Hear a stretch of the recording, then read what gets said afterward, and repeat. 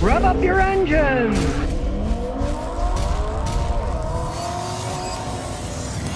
Gotta laugh at this one. The Jeep CEO enacts turnaround plan after significant sales decline. All right, now Jeep, their sales are going down the toilet. They have a plan. The Jeep CEO has a plan, right? They're not going to build them any better. They'll probably build them even crappier than they build them now, which is the main reason their sales are down. I know people who are Jeep fanatics. They will not buy a late model Jeep because they know they're junk. They had the brass balls of calling a Jeep Renegade a Jeep when it's just a rebadged Fiat four-wheel drive vehicle from Italy, right? But they the name Jeep, and now guess what? The people aren't buying them. Jeep's U.S. sales have plummeted 34%. Okay, so they sold 643,000, and now the guy says, I got a new plan. We're going to sell 1 million of them by 2027. So in 3 years, he can talk all he wants. He's talking through his hat. Subtle expression, you're talking through your hat. That means you're full of baloney, right? That you're just a BSer. Yeah, 1 million. That sounds like a good target. Hey, we'll still make them like crap, but we'll sucker people into buying these things. Ask anybody who's bought a late model Jeep, and they'll tell you the problems that they've had with them. They're overpriced. They've always been somewhat overpriced, but now it's insane. I mean, one of these fancy Jeeps, Grand Wagoneer stuff, it was $120,000 down the street here in Clarksville. Who the heck is paying $120,000 for a Jeep? And of course, they're not really Jeeps anymore.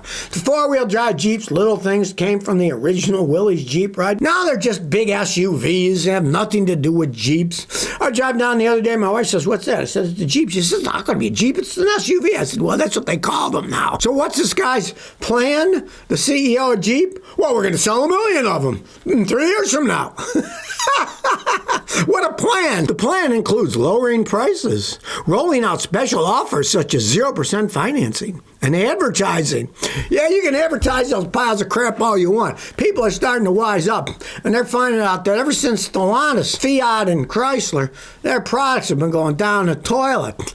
People will wise up. They tried the Fiat 500e, the electric Fiat 500, massive failure. They stopped making them now for a month because they got so many of them they can't sell. Nobody wants them, right? You can advertise till the cows come home and give 0% financing, but hey, take my advice. It doesn't matter what the financing is. If it's a piece of crap, don't buy it.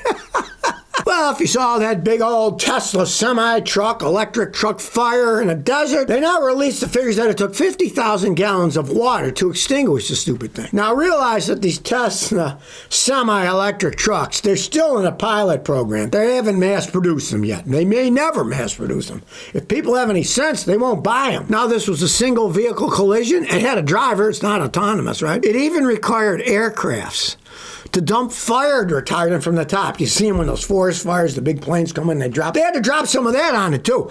Imagine the cost. You know what I have to say is Tesla should have to pay for it all. They should have to pay for the aircraft coming and putting the fire out. It's their crappy vehicles starting on fire. They should be responsible for it. They're going to build these things. All that money must have been spent. 50,000 gallons of water to fire things. They closed the highway down for 18 hours. But then they had to bring in planes with fire retardant. This just shows you the danger of these things. Downtown New York, some Tesla starts a fire. They're going to bring in a big plane and drop fire? I don't think so, right? They're just lucky it happened out in the middle of nowhere. Now, you might think, why do you have to use so much water? Well, the reason is, those lithium batteries, they burn so hot, they keep reigniting. Now, unfortunately, it takes so much water because water is actually a fuel supply for a lithium fire. It's so hot, it turns the H2O water into hydrogen that burns like mad and oxygen that feeds the flame. So that's why it takes so much. As they're spraying it on, in the beginning, the fire just gets bigger because they're getting all that hydrogen and oxygen. But eventually, the temperatures cool down low enough that the fire stops. But if they turn the water off then, it just reignites again. So they got to keep pouring water and water, and the water is actually to cool it down. That's why they came with the big planes and threw fire retardant, because the fire retardant would be better. But, you know, you don't have that much fire retardant lying around. So they certainly don't have 50,000 gallons of the stuff. So mainly they just keep spraying on water until the fire goes out. The best thing, of course, is just to dump it. Dump it in water, in a lake, river, ocean, whatever. Because once they get in that, if the water temperature of the lake is, let's say, 60 degrees, that's going to cool that battery down pretty fast, and then it will stop burning. Even though it's in the water that is technically a fuel supply, it's so cold that it shuts it down relatively quickly. Well, I'm talking about how you shouldn't buy Hyundai, Kia, Korean cars. Well, Hyundai's now recalling a whole bunch of their cars, brand new ones, because guess what? The fuel pumps can fail. Just what do you want to do? You're driving down the road, your fuel pump quits, and you're going 60 on the highway, the car stops, people run into you. It's for more than one problem. Here's a hilarious thing. They got a problem with the ECM software that makes them go into limp home. But there's also a problem with the fuel pump. And these are the high pressure fuel pump, the one for the GDI that put out a lot of pressure. Turns out the fuel control valve plunger can mess up and the fuel goes wacky and then the vehicle stops running. They knew this was happening. Get this. On October 13th, 2023, they knew this was happening. So rather than replace the defective pumps that were in cars they already made, Hyundai Motors instructed dealers nationwide to update the ECM software. Yeah, that's not going to fix the problem, right? Oh, well, maybe it'll help. There are so many times they try to use software updating to fix a problem that's a physical problem, right? They should have had to replace all these pump assemblies with the bad, faulty part in them, but they didn't. So now, you might be stuck with one that the fuel pump's just going to conk out in the middle of the highway or wherever you happen to be, but a royal pain in the butt. Now, this is the problem with Hyundai. Korean vehicles, their quality control isn't that good. Toyotas that are 30 years old, 22 years old, they still got the original fuel. I had a guy bring me a Toyota Camry the other day with 460,000 miles. He's the original owner, and it still has the original fuel pump. That's all I got to say. If you buy one of these Korean cars, I have no sympathy for you because their quality control stinks. Here's one I can't resist. GM is in talks with EV batteries made by technology from China, but they're going to make them in the United States, they say. GM is now in talks to buy electric car batteries from Chinese cattle that will be assembled in the United States. Okay, here we go. Assembled. In other words, they're Chinese batteries, but they're going to assemble them here. Whatever that means, right? GM put millions, hundreds of millions, maybe even billions into their new Ultium battery technology. Well, it wasn't the Ultium stuff that they expected it to be. There are problems with it. So now they're thinking, well, let's buy the Chinese ones and put them together instead because ours stink. Now, nobody mentions it but me. And I read this article and I thought, well, wait a second. They got their Ultium battery problem. Well, I guess that's not working out too good. Now they're going to buy them from the Chinese. But they're going to assemble them in the United States. So they'll try to get by tariff on Chinese stuff because, well, they're assembled in the United States, right? Now, Ford already has planned to license these cattle batteries, the Chinese company, for use in their stuff at a factory that Ford is going to have in the United States, but it's going to use the Chinese battery parts and just put them together here. Whatever assembling means. And why are they doing this? Well, of course, because a deal could help GM produce lower cost batteries. Yeah, that's what I say. These people are so full of baloney. GM kept touting years ago, we're going to have this new Ultium battery technology. It's going to be radical. Yeah, radical crap. Nobody's buying them. They're not working all that well. So now they're going to go Chinese, right?